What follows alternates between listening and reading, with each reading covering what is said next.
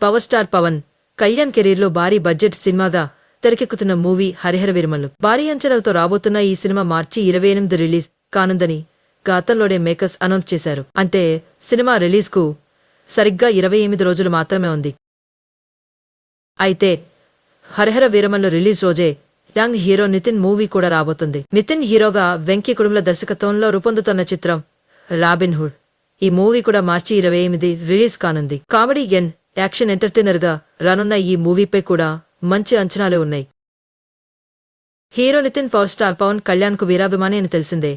ఇక వీరిద్దరి మధ్య పోటీ ఉండడం అటు పవన్ కళ్యాణ్ ఇటు నితిన్ ఫ్యాన్స్ లో ఒక రకంగా ఆసక్తి కలిగిస్తున్నప్పటికీ మరోపక్క ఆందోళన కలిగిస్తోంది. లేటెస్ట్ అప్డేట్ ప్రకారం వీరమల్లు మూవీ మార్చి 28 నుంచి వాయిదా పడే అవకాశాలున్నాయని టాక్. ఇంకా కొంత షూటింగ్ బ్యాలెన్స్ ఉన్నట్టు తెలుస్తుంది. దాంతో పవన్ కళ్యాణ్ ఒక 5 రోజులు డేట్స్ ఇస్తే షూటింగ్ కంప్లీట్ చేసుకుంటుందని సినీ వర్గాల్లో చర్చ నడుస్తోంది. మరి పవన్ రాజకీయాల్లో బిజీ ఉండడం చూస్తుంటే ఇప్పట్లో డేట్స్ అడ్జస్ట్ చేయడం కష్టమే అనిపిస్తోంది. ఇక పవన్ కళ్యాణ్ మార్చి 28 రాడనే ఉద్దేశంతోనే నితిన్ బరిలో దిగినట్లు టాక్. అన్నీ కుదిరితే ఏప్రిల్ 11 లేదా ఏప్రిల్ 18న వీరమల్లు థియేటర్లో సందడి చేసే ఛాన్స్ ఉందని నిర్మాతలు భావిస్తున్నట్టు తెలుస్తోంది. చూడాలి మరి ఏమవుతుందో. ఒకవేళ వీరిద్దరూ మార్చి 28 వస్తే మాత్రం పవన్ కళ్యాణ్ విస్మితిన్ అన్నది ఖాయం.